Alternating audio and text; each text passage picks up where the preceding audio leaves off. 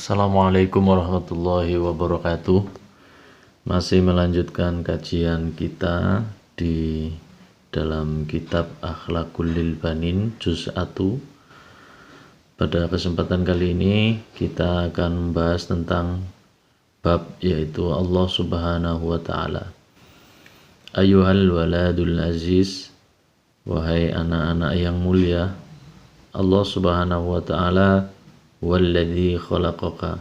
Allah Subhanahu wa taala adalah yang menciptakan kamu, wa hassana suratak, dan memperindah atau memperbagus bentukmu atau wajahmu, bi an a'taka ainaini, dia juga memberikan kamu dua mata, tanduru bihal asya, yang dengannya kamu melihat segala sesuatu, wa udhunaini tasma'u bihimal aswat, dan memberikan kamu dua telinga untuk mendengar suara-suara.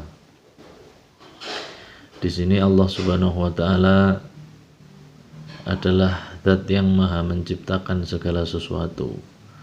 Allah itu tidak hanya sebagai Al-Khaliq, yaitu Sang Maha Pencipta, tetapi Allah Subhanahu wa taala juga di dalam Asmaul Husna ada satu nama yang disebut Al-Musawwir. Al-Musawwir itu adalah yang maha membentuk segala sesuatu. Allah bentuk berdasarkan kehendaknya.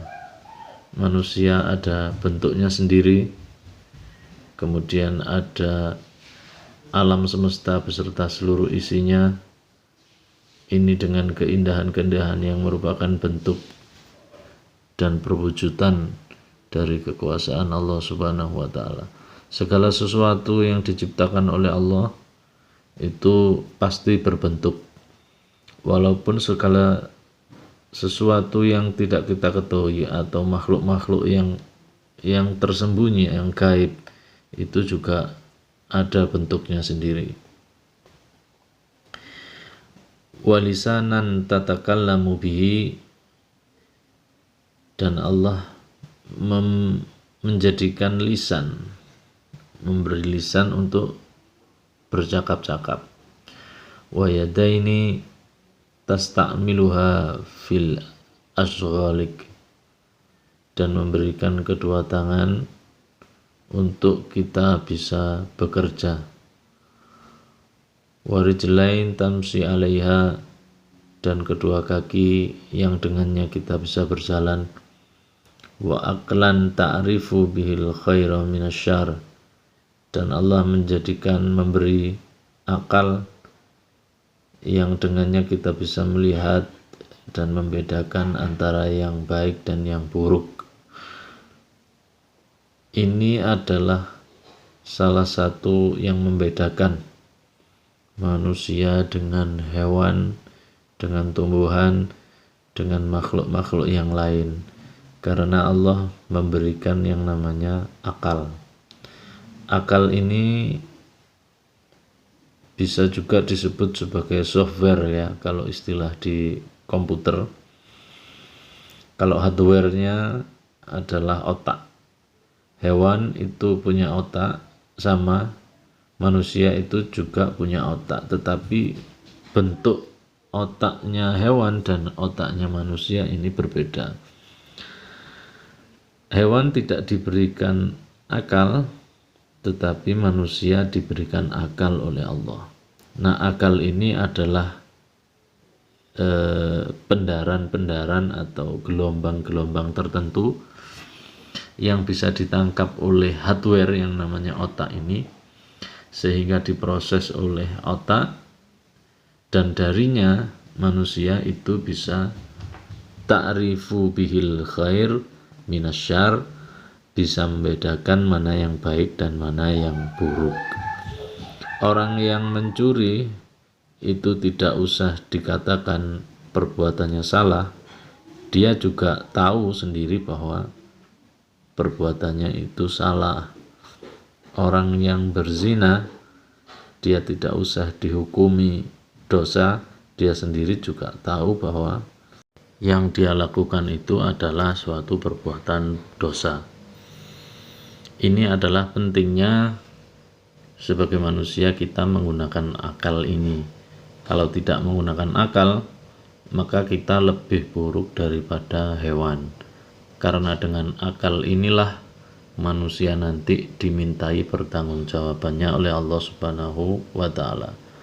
Wa an'ama 'alaika bisihhati wal afiyah, dan Allah memberikan nikmat kepadamu dengan sehat dan afiah dan juga dengan keselamatan.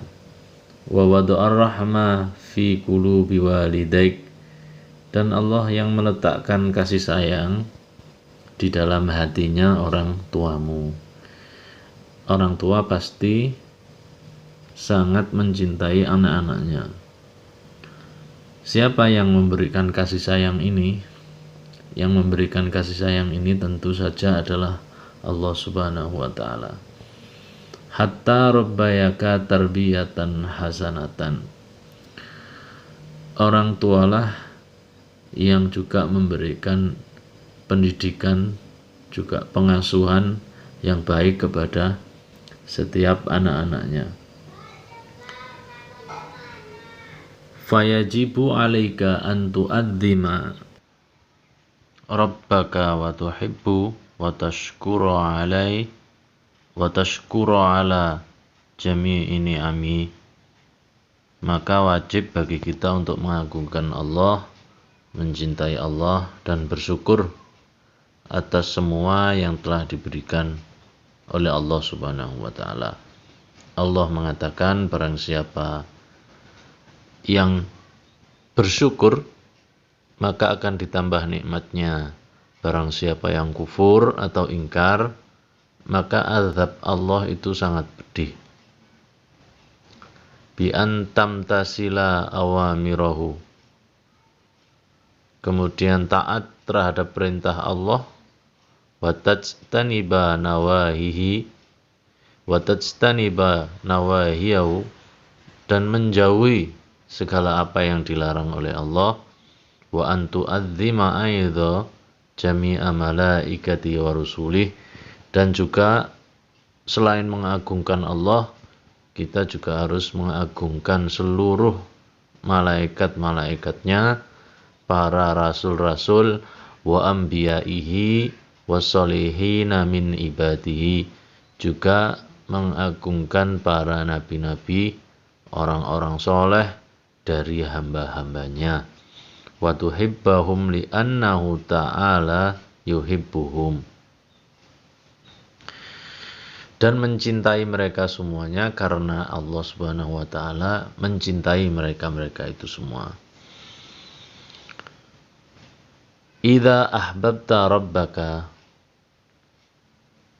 apabila engkau mencintai Tuhanmu, wamtasalat awamirahu, dan mentaati perintah-perintahnya, wajtanabta nawahiyahu, dan menjauhi apa yang dilarang olehnya, zadaka min ni'amihi, maka Allah akan menambah nikmat-nikmatnya, wa ja'alaka mahbuban bainan nas, dan kamu akan dijadikan orang yang dicintai di antara manusia, wa hafidhuka min kulli adza, dan menjagamu dari setiap atau semua hal-hal yang berbahaya, wa a'taka kulla ma turid, dan akan memberikan kamu apa-apa yang engkau kehendaki atau yang engkau cita-citakan,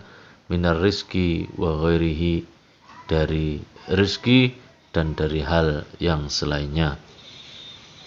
Nah, sahabat-sahabat sekalian, ini perlu kita fahami bahwa taat kepada Allah Subhanahu wa taala harus kita upayakan semaksimal mungkin. Juga kita harus berupaya agar mampu untuk menjauhi apa yang dilarang oleh Allah Subhanahu wa taala. Kenapa? Karena hidup di dunia ini adalah sebentar dan sesaat saja. Nah, teman-teman, sahabat-sahabat sekalian, demikianlah ngaji online kita kali ini.